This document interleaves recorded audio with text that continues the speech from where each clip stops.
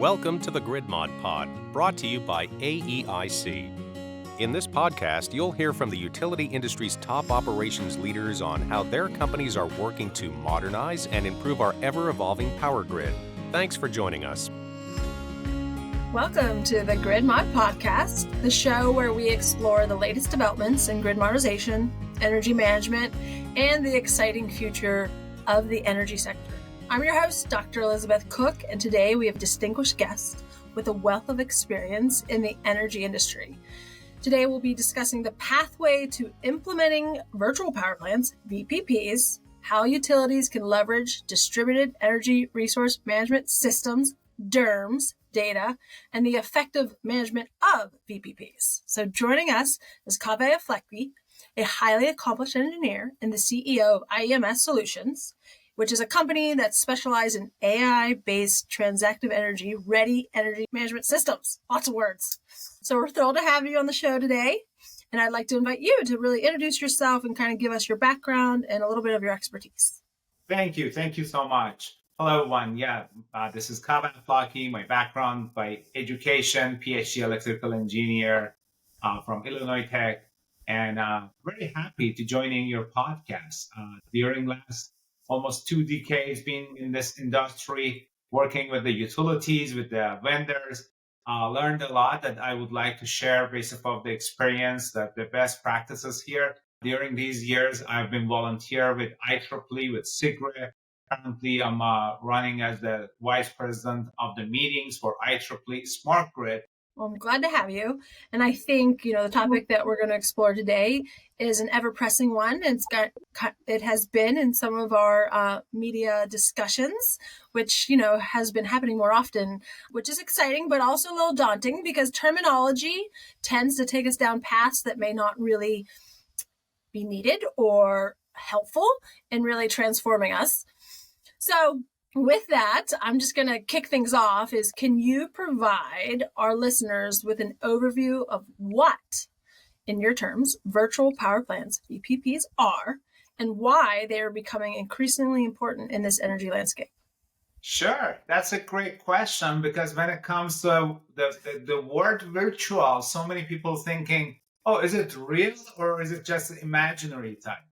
But let me set the ground that based off of the FERC 2222 order, the consumers, basically customer who can produce the energy, to participate in it.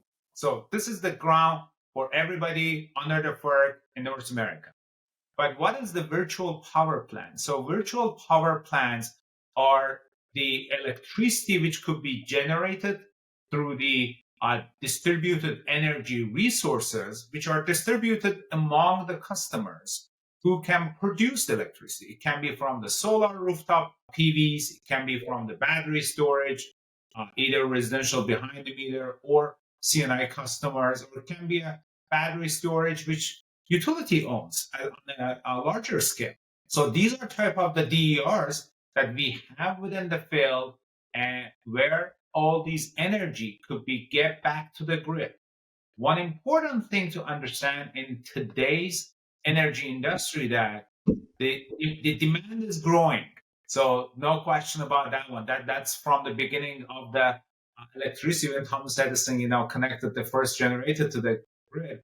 Demand started growing, but the growth rate is really high these days because of all the electrification and digitalization, and virtual power plants, which aggregators are controlling them, are a great means for helping the industry, the whole grid infrastructure, to reduce the cost. So I just want to pause here before getting too much detail into the VPP.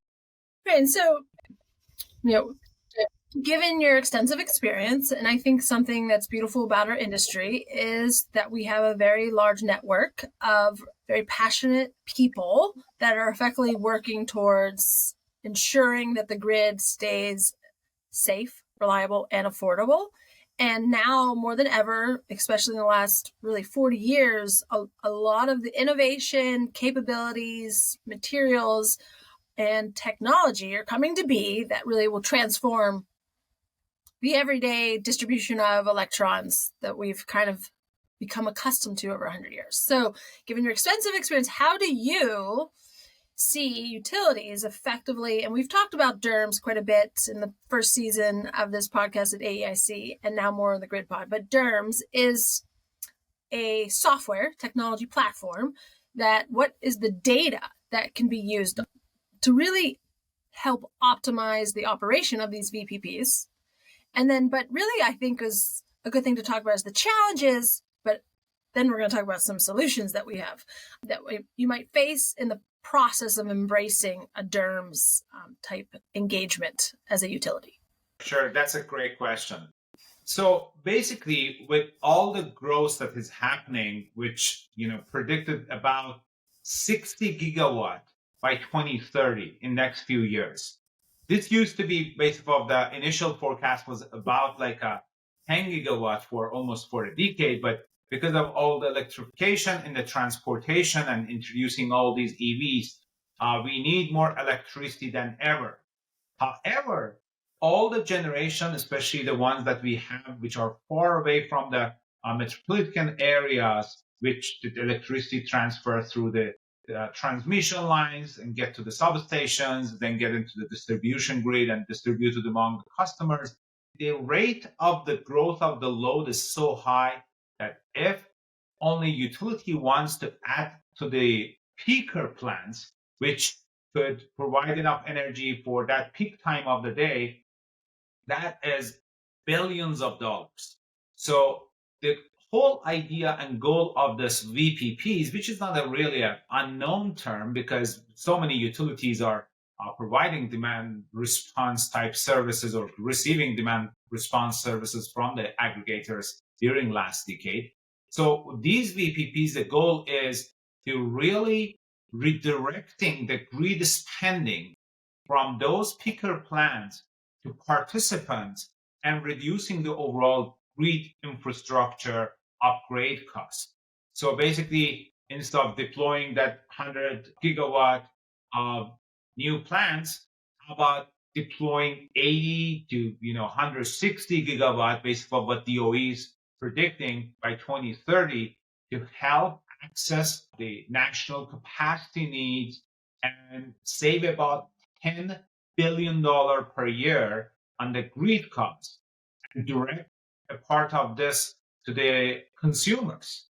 So in order to do that, all the customers who can produce, now the consumers, these are the ones who have behind the meter assets to generate electricity, or on a CNI customer, commercial industrial customer, they have even larger scale ones where utilities could control them, or if it's a real, more than a certain number, they can get into the market level under the FERC 2222.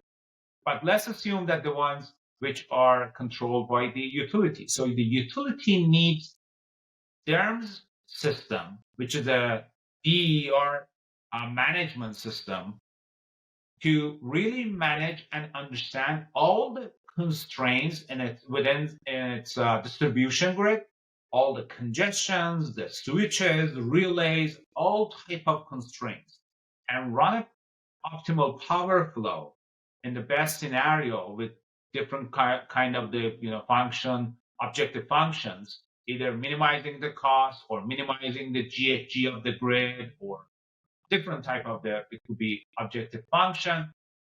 But running that OPF, identifying the areas where they can tap into all those DERs and utilize them and provide that service and electricity either by demand responding on the large loads and flexible loads like the EV ones, or by getting that electricity back to the grid on the battery storage or the vehicle to grid modes, so that the other consumers don't experience outage or different type of the like World War optimization of balance or posting capacity type issues. So that is the whole idea of using the DERMS to control the VPPs, be able to increase the reliability and even resiliency of the grid.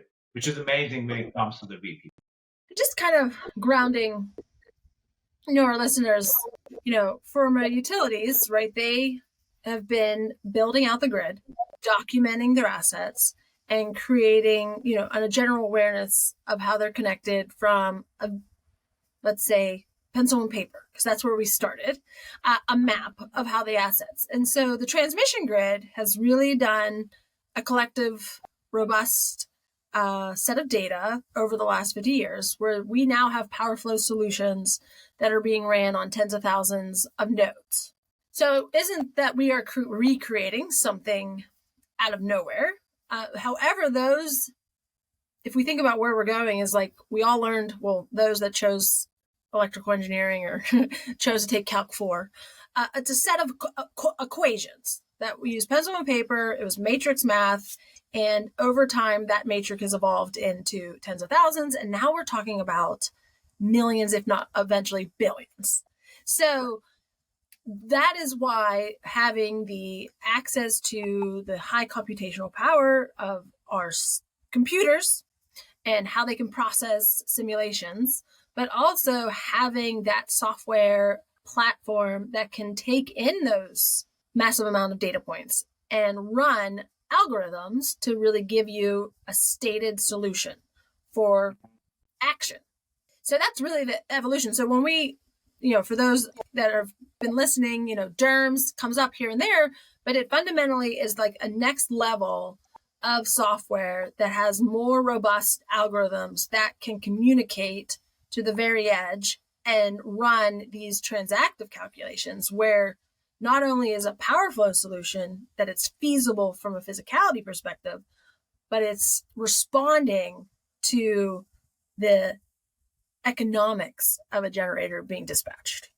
Just kind of bring it all around. So like effectively a VPP, that's why we call it virtual, is there is no large bulk generator creating 2,000 megawatts. There's thousands of 2 megawatt entities that are all around an area that kind of come into a computer software, and then we send signals for it to operate on an actual physical grid. So that leads me to my other question is, as the CEO of IEMS Solutions, could you share some insights into this very innovative AI-based, which AI is a buzzword right now, solution that our Transactive Energy Ready platform, and how these and your part is playing into this overall management of VPPs? Thanks for great insight. So basically, when it comes into the VPP, the goal is having resource adequacy, affordability, which ends up into energy equity for the customers, especially in the underserved areas, and increasing the reliability and resiliency of the grid. So these are the main goals, which of course at the end is gonna end up to decarbonization, reducing air pollution, but I don't want to get to that side yet. Just want to focus on resource adequacy, affordability, reliability, and resiliency. When we are talking about now the energy equity, which affordability could be part of it, why today the price of the electricity should be the same, let's say, for the whole New York area? That's where I live. Like Manhattan, Brooklyn, the utilities controlling the whole area, and there is only a flat rate or time of use type rate, instead of really calculating the price for different nodes, either substations or the transformer level, to come up with the transactive energy. So those are like LMPs under distribution. This is not a new term. Sometimes when it comes to transactive energy, sorry, what? You used an acronym, LMP? Right. The locational marginal price is not a new term, because all the independent system operator, ISOs, and they are using it for several years to really clear the market, but on the transmission level.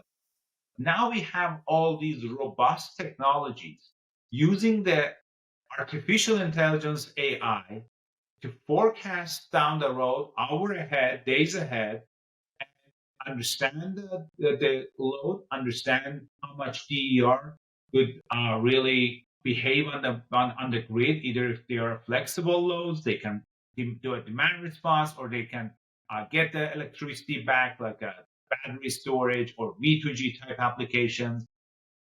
So we use the AI for all those purposes. And then the beauty of the whole system is calculating those locational marginal prices for the distribution level. So on the areas where the demand is not that high or the congestion is not that much, then the consumers or customers over there experience a lower price than areas where the demand is super high, like Manhattan area. So this gives energy equity to the area, to the communities, help the underdeveloped or disadvantaged community to really gain power on afford their electricity bill. That's another challenge that we have within the U.S. Really, so many disadvantaged communities are suffering from the paying their electricity bill. So this can help them as well. And at the same time gives power to customers who have assets behind the meter. Either it's like a thermostat that they want to participate for demand response, or they have a rooftop solar or residential battery storage to get that electricity back to the grid and empower the community through their contribution and help the utility to really shave that peak and or basically provide enough electricity for that peak with that extra electricity. So these are the type of the technologies we have today. It's just a matter of understanding how to utilize it. One more layer I want to add to this is quantum technology. Now we have smart meters where they have a central processing units. They can process lots of data on the spot, similar to the way that our cell phone is processing the data. Smart meter could process the data. That's a processing on the edge rather than getting all those data dumped into a server and say, oh my gosh, what should I do with all these billions of data, trillions of data? So processing on the edge for any discrepancy, sending those data back to the data centers, either a utility owned or the private owned, and utilize the quantum technology to solve in a quick way. In less than even milliseconds, all those processing could happen on the quantum technology processing, utilizing the AI and providing insights back to the grid. That is what we are talking: affordability, reliability, resiliency. That's how we can utilize all these technology for the benefit of everyone. Yeah, I think I just, because I'm vibing with everything you're saying, just bringing it back to your son. I keep thinking of my one son who's 16, and the terminology smart meters, right? We all have to remember the meter prior to the first round of that terminology was a meter that had to be physically walked up to and read. And so when we think about the days before we had cell phones, this is an evolution of technology. So something that once was seems almost nonsensical to what we know today. What we've been trying to, as a unified electric utility industry, is that data can now be communicated to. So that's really what made it smart originally, before we understood the powers of what the high computational systems can give us today. So we termed it smart because we can talk to it from our operations center, right?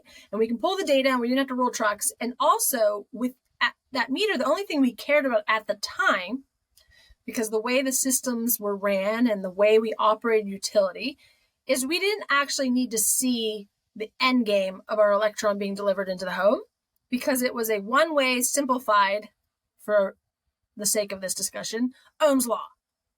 Now we know in those meters are not only just the watts, which is the usage that we have quantified with a monetary value, and that's how you all pay your bill, but it also has the voltage, the VARs, the watts, and ultimately the current, and we can gain other insights.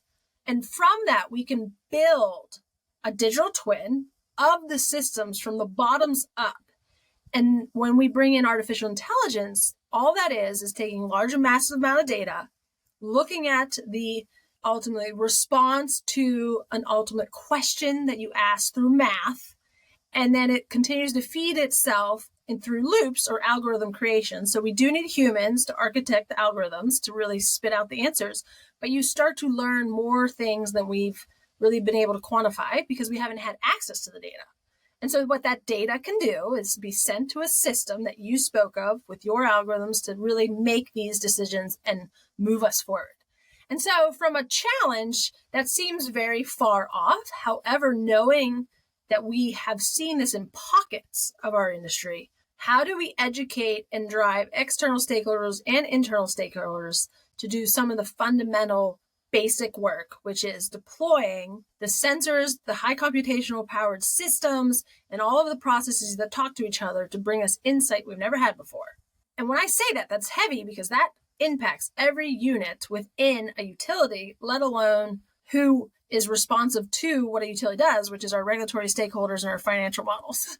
So how do we get behind the ideas? The next step is having that fundamental stamp of this is the performance of our grid today, and then layer in all of the technology you spoke of to unlock the assets that already exist. And so we can defer and we can enhance the current grid as we know it today to operate in different ways without having to rebuild it, which is a lot of conversation around our challenges. We're going to have to rebuild our whole grid and put in 180 gigawatts of generation in a very short amount of time.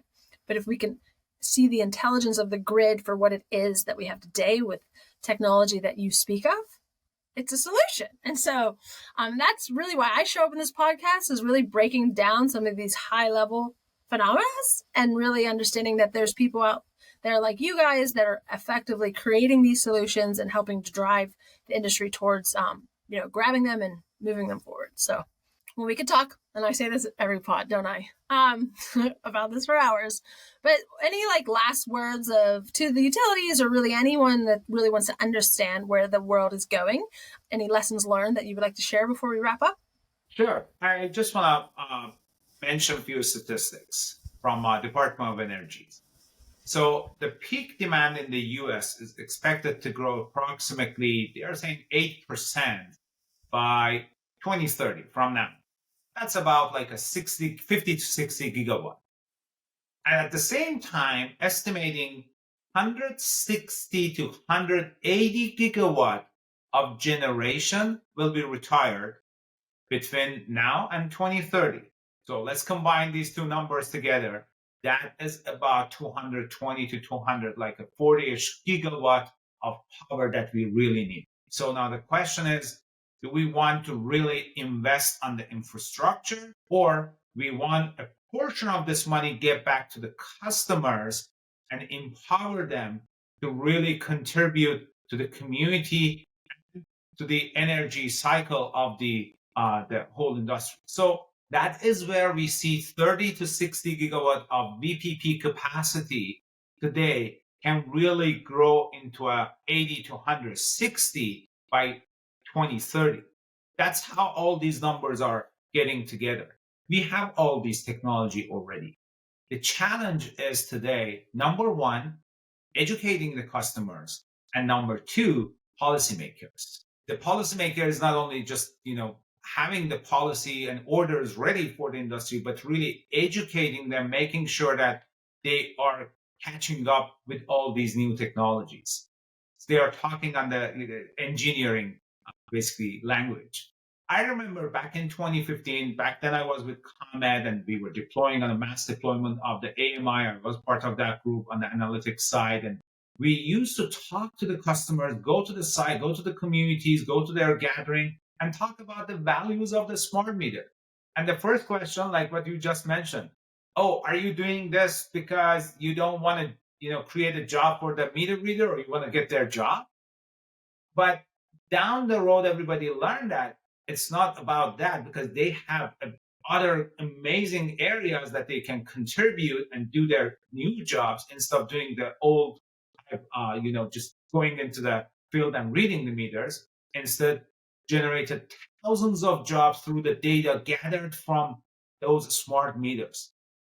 Now we are in an age that we are with the AI, with quantum technology, all that we are moving into, even AMI 2.0, where all these process on the edge could happen, all the behind the meter assets of the customers could communicate directly with the AMI, get on the spot registered for aggregators to provide the virtual power plant services to the utilities, or even for the customer to really understand how much they are using, like what time they are using, or even getting into like a disaggregation level, understanding, oh, do I need to change my refrigerator this year because it's not working properly? It's using lots of electricity, or maybe 2-3 years down the road because it's working totally fine. These are the type of the services that utilities could provide off of the data.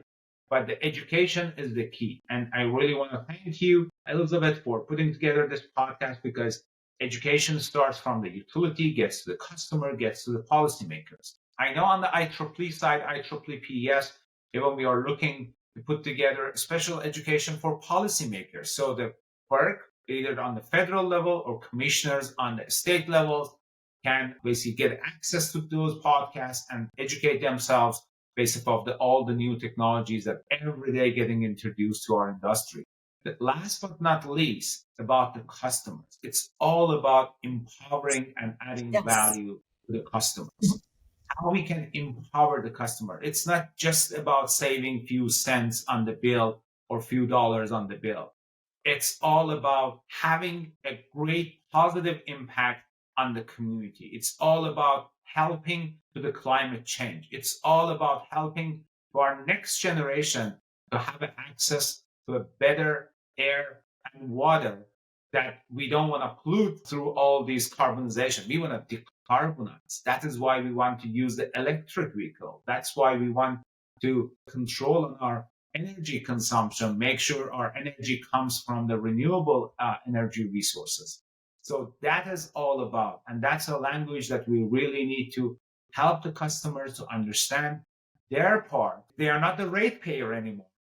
That's a, this is what industry tries to teach to the customers. They are consumers. They can help the industry. If you have an EV at your home, if I have an EV in my garage, I don't need to charge my EV during the peak hours between the 5 p.m. and 8 p.m. I can schedule it through my cell phone easily and have it charged during the midnight, because I'm just going to use my car after 6 a.m. in the morning. So why not charging it after the midnight or at 4 a.m. when not that many people are, using electricity? So that is all about it. That's a portion that I can contribute to the industry, to help the industry and help my community, and basically value to rest of the communities and the people. That's what I had in IEMS. We are really honored to really offer this AI-based transactive ready DERMS combined with VPP control. I'm working with the utilities, with the VPP owners and aggregators, and help the industry. Thank you. Thank you for sharing really your valuable insight, on all things VPPs, DERMS, and the role of AI-based solutions. It's clear that the path to a more efficient and sustainable energy future is really filled with exciting opportunities. Yes, challenges, but I believe there are solutions if we all corral around the understanding of what we're trying to do. And I guess I just will share, we once had a world with no grid, and we were able to build a grid to serve 10% load growth year over year. We can make this transformational change if we just understand that we're not eliminating, we're creating more, and there's a win-win-win solution for all. So I greatly appreciate your expertise, and I hope the listeners have gained valuable insight from this evolving field that is constantly being discussed. And to our audience, stay tuned for some more fascinating discussions on grid modernization in our future episodes. Thanks. Thank you. That's a wrap for this week's episode of the Grid Mod Pod. Thanks for tuning in. We hope today's conversation got you thinking about new and creative ways to improve our power grid. Be sure to subscribe to our YouTube channel to be the first to hear new episodes.